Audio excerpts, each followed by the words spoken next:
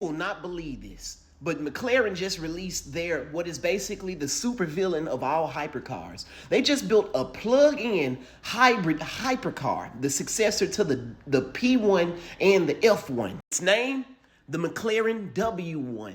Real creative with the name, but that's besides the point. This thing makes about 342 horsepower with the electric motors and around 916 horsepower with a twin turbo V8, giving it a total of 1,258 horsepower. This thing is literally in the crosshairs of the Corvette Zora. Goes 0 to 60 in 2.7 seconds. It has a top speed of around like 217 miles an hour. This thing is actually nasty. And I know what you're about to say, bro, but I can make that same power with a Mopar. I just go get a VGE block, 4G internals, and throw 72,000 millimeter turbos on it. Listen.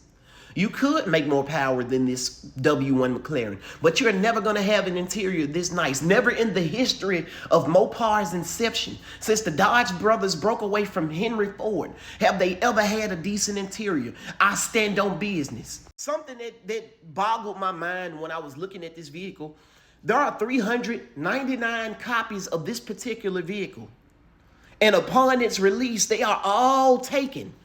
This is a $2.1 million hypercar. That means 399 motherfuckers are millionaires. But then again, I don't blame anybody. This thing is the highest horsepower McLaren they've ever released. Oh man, for 2.1 million, this car better turn into an Autobot and shake some ass for me. That's 2.1 million. Do you know how many vehicles you could buy for 2.1 million? Or what type of vehicle you could build for 2.1 million? You can go get a Huracan. And I hate that car because everybody's literally on it. Go get a Huracan and throw a Sheepy Race twin turbo kit on the back of that motherfucker. Make every bit about 1,800 to 2,000 horsepower, but you may not get the same prestige as this. This thing about to haul more ass than Hulk Hogan at a black family reunion.